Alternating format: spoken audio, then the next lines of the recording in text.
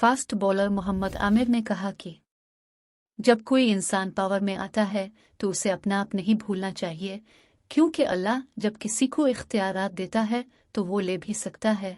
अगर कोई अपनी पावर का गलत इस्तेमाल करे तो फिर जिस तरह आजकल टीवी पर गिले शिकवे हो रहे हैं, यही होता है, क्योंकि इंसान जैसा करता है वैसा भरता है।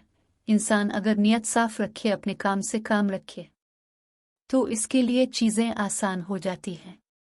साबिक खिलाड़ियों से मुताल्लिक रमीज राजा के बयानात और उनके रवैये से मुताल्लिक मोहम्मद आमिर का कहना था कि मुझे लगता है रमीज राजा बहुत पढ़े लिखे हैं, उनके लिए मुझ समेत कोई भी शख्स ये नहीं सोच सकता था कि वो किसी पर भी इल्ज़ाम लगा दे कि सब बिकाऊ हैं।